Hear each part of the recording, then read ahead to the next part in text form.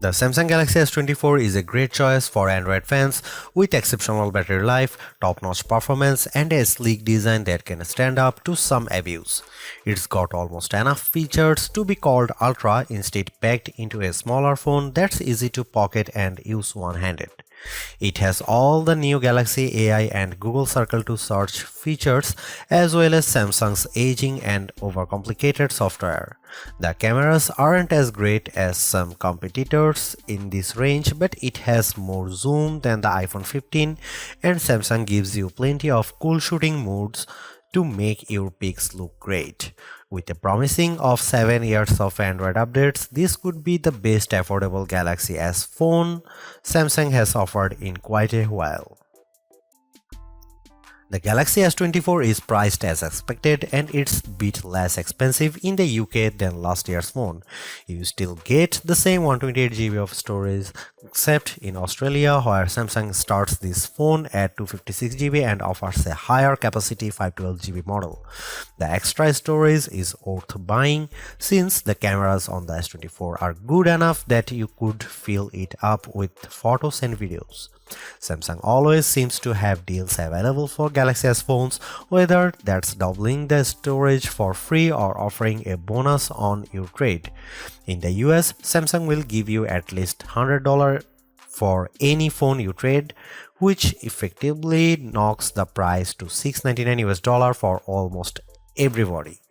At that price, the Galaxy S24 is a bit cheaper than the Apple's iPhone 15 and closer to the Google Pixel 8 or OnePlus 12 with a similar trade offer. Unless you are a serious camera hound or you want a much bigger display, there is no reason to spring for the Galaxy S24 Ultra instead. It's a massive price jump that doesn't equate to a big performance boost. Sure, the Ultra is a bigger phone with a bigger battery inside, so it lasts a bit longer, but otherwise performance is very similar when you are playing games or running intense apps like Adobe Lightroom or photo editing. The Galaxy S24 is a great value compared to the competition at this price. It's far more powerful than the Google Pixel 8, and though both phones come with a promise of 7 years of Android updates, it's easier to envision the Galaxy S24 lasting until 2031, while I can't imagine a Pixel 8 that's capable of anything in 7 years. Compared to the iPhone 15, you certainly get a lot more with the Galaxy S24, including a real zoom lens and a much bigger battery, but the experience is entirely different.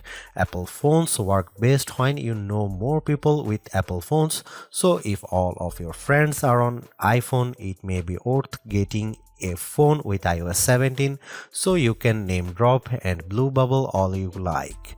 Apple phones also tend to hold their value better than Android phones, so that gap is closing every year.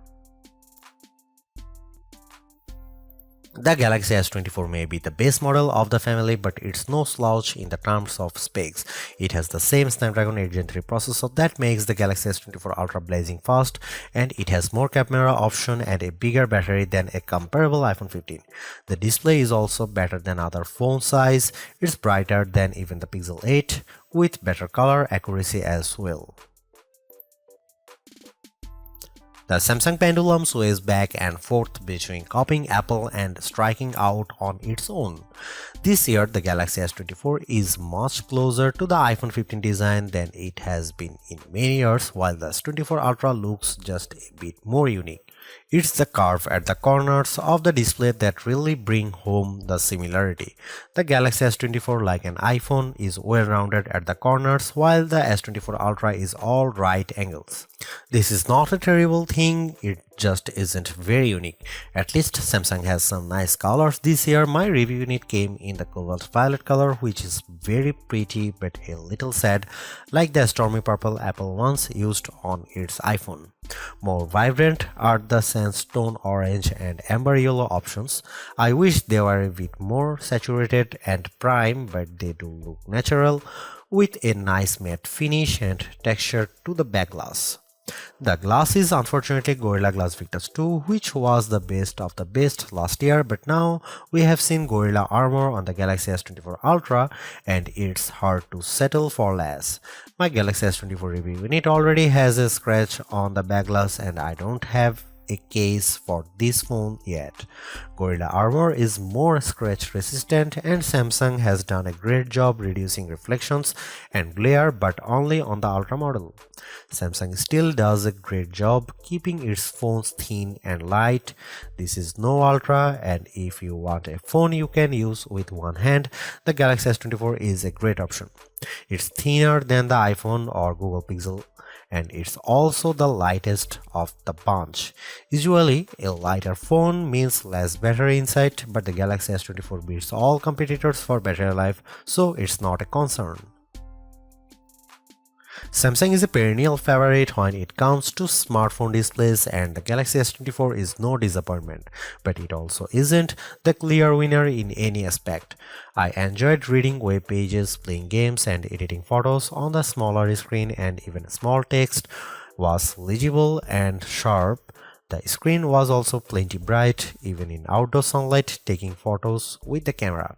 Samsung is not giving us the sharpest display with the Galaxy S24, and it's odd for the company to fall behind a bit. The Google Pixel 8 and iPhone 15 both have a higher pixel density, making them technically sharper, though you might not notice the difference. The Galaxy S24 can get brighter than both of those phones, but OnePlus is pulling some 4500 nit magic out of its hat with the similarly priced OnePlus 12, so Samsung isn't the resounding brightness winner. Overall, I had no complaints about the display unless I'm truly nitpicking. In our official lab tests, the Galaxy S24 had a wider color gamut than any competitor. Samsung is still sticky about Dolby Vision HDR support, which is what Netflix favors, but HDR10 Plus content look great and you can find that on every other major streamer. While I like carrying a smaller phone, the 6-inch display on the Galaxy S24 isn't quite big enough to hold all of Samsung's features.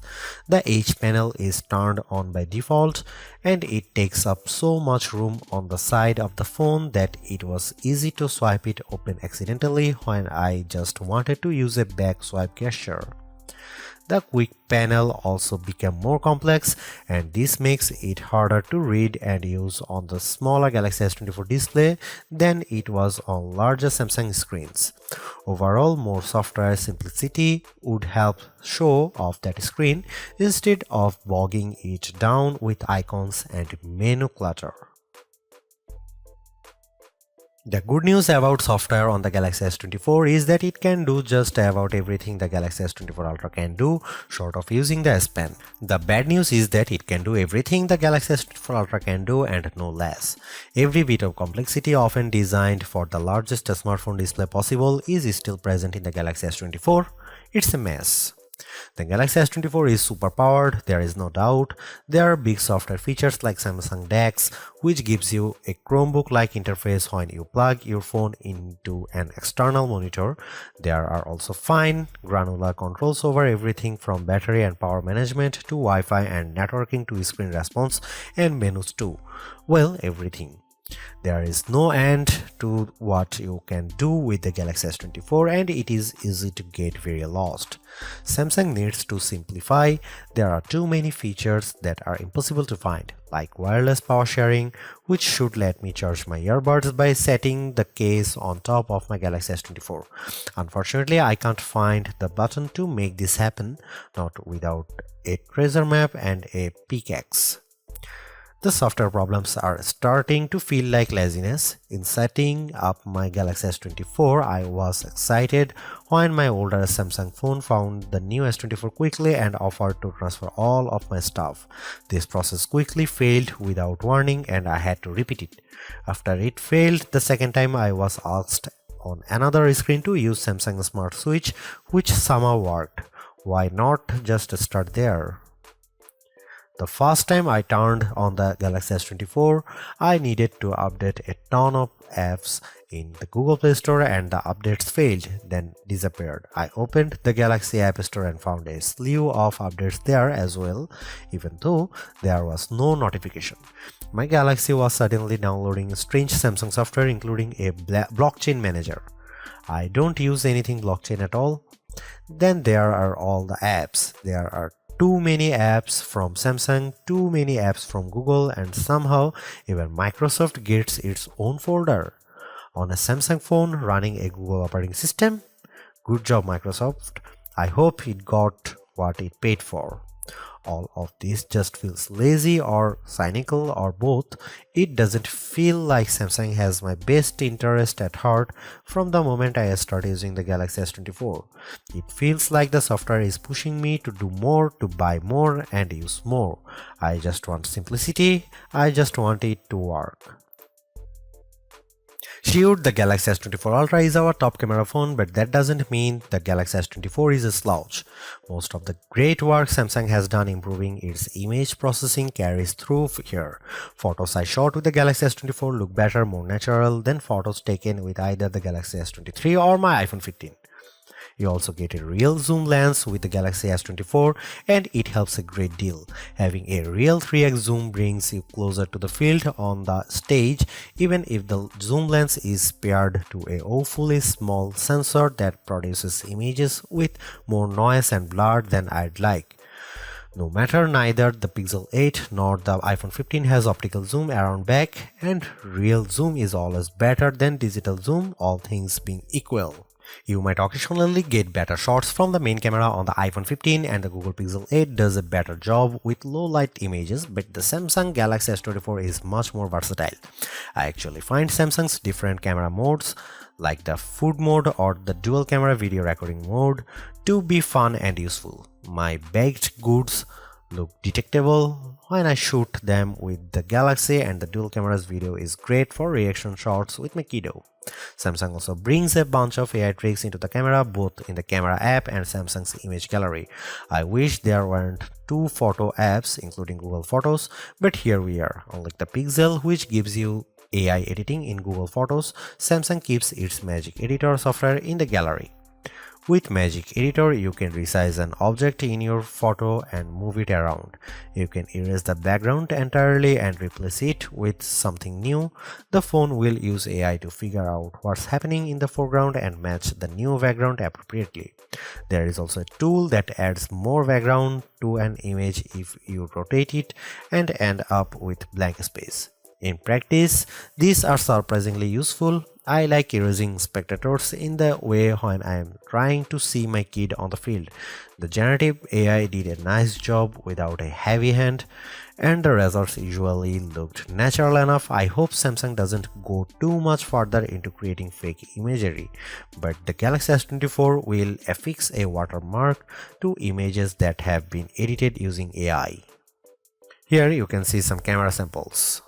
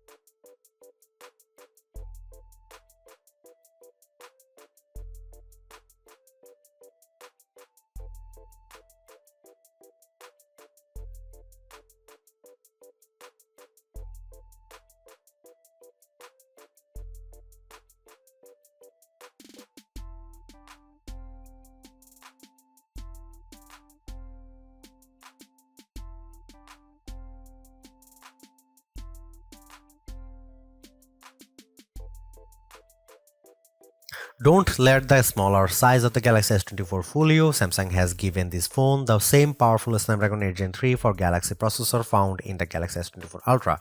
It's even overclocked a bit compared to the same processor in competitors' phones like the OnePlus 12, so it will outperform any other Android you will find and any iPhone 15 that isn't a Pro model.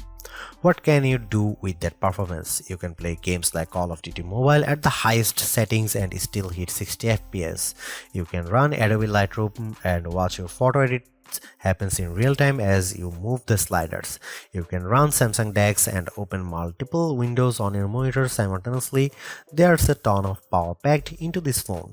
The only time I saw a real delay was when I used the new Google and Galaxy AI features. Holding down the home button to activate Google Circle to search took a few moments. In fact, I wasn't sure the feature was actually working at first because I wasn't patient enough waiting for it to start. Using Samsung's Galaxy AI features caused a similar delay. When I asked the keyboard to rewrite my text messages, there was a long pause. When I recorded a speech using the voice recorder, it could not transcribe on the fly like my Pixel 8 can, and there was a longer delay when I asked for a summary. It's too bad that Samsung has a performance leader that can beat a comparable iPhone, but the new AI features are the only thing that slows it down. It's unclear if this will get any faster with software updates, as the AI features are a mix of cloud services and on-device processing. There are bottlenecks with both. The Galaxy S24 Ultra technically outperformed the Galaxy S24, likely due to the extra RAM on board. The Galaxy S24 only ships with 8GB of RAM installed, while the S24 Ultra comes with 12GB. In practice, it was hard to see a differences unless I held the phones side by side, and then I noticed the Galaxy S24 Ultra finishing some tasks just a bit faster. The Galaxy S24 was still able to open multiple apps at once and handle gaming at the highest graphics levels, so I had no complaints about its performance. The Galaxy S24 has a battery that is only slightly larger than last year's Galaxy S23, but battery life has seen a significant improvement, giving me hours more active screen time and lasting a full day with little trouble. On a normal day of use, the Galaxy S24 lasted until bedtime with no trouble. On a day of heavy gaming and photography, I still lasted the evening with a quick top-up while I was making dinner. I wish the Galaxy S24 would charge faster, as things haven't improved since last year. I was able to get the battery to just over 50% in 30 minutes, just like with my iPhone 15. The Pixel 8 charges a bit faster, but cool phones like the OnePlus 12 can charge at extreme speeds and fill the battery completely in a half hour. There are plenty of adaptive modes to help you save battery life, but good luck finding them in Samsung's terrible settings menu. You can just trust that the phone will do a good job like I did, and occasionally turn on power saving from the quick settings panel, which will work nicely. Should you buy the Galaxy S24? You should buy the Galaxy S24 if you want a pocketable powerhouse phone. The Galaxy S24 is most powerful phone you will find at the size and this price. Samsung didn't skimp on its smaller models' power like Apple does. Many of Samsung's best Galaxy S24 features are made for work users, like Samsung DeX, which lets you run your phone as a full desktop computer to get real work done. Other phones in the price range don't give you the camera versatility of the Galaxy S24, which includes a real 3x optical zoom that outmatches the Pixel 8 and iPhone 15. Don't buy this Galaxy S24 if you want a phone that is simple to use. The Galaxy S24 is powerful and capable, but there is nothing simple about this phone. It is packed with features and many are turned by default, so there is a steep learning curve. All of your friends have an iPhone, then don't buy it. There are a lot of sharing features between iPhone users that make Apple's phone great, and it's worth considering if you don't want to be left out of the next name drop. If you are considering the S24 instead of the Galaxy S24 Ultra, let's be clear that the Ultra is the clear winner for cameras, battery life, and the performance, and that's before we take out the span. Even though the Galaxy S24 is the baby of the S24 lineup, it is still packed with power. If the larger sizes of the S24 Plus and S24 Ultra don't appeal to you, but you don't want to miss out on the latest and greatest that Samsung has to offer, then the S24 is still a good buy. Galaxy AI is one of the big selling points of the entire lineup, and though I wouldn't quite say it's the reason to upgrade, some of the AI features do come in handy. I am mostly referring to Circle to Search and the generative photo editing tools, but the live translate and interpreter features will also be handy in a specific situation. And while the camera hardware hasn't changed, the software behind the image processing has definitely been fine-tuned. It's better now, in my opinion, with less burned into your retinas, vividness, and more realistic hues. There is also a lot to like about the new Snapdragon 8 Gen 3 for Galaxy chip, especially power efficiency. Even though the S24 only has a 4000 mAh cell, it has great battery life, all things considered. Plus, the performance with Android 14 and One UI 6.1 is fast, snappy, and responsive enough for pretty much anything you throw at it. If you are due for an upgrade this year, the Galaxy S24 is a good phone on your shopping list. It's not a must-have upgrade if you already have a Galaxy S23, but if you are upgrading from an older model, there is a lot to like here. Thanks for watching, see you in the next one.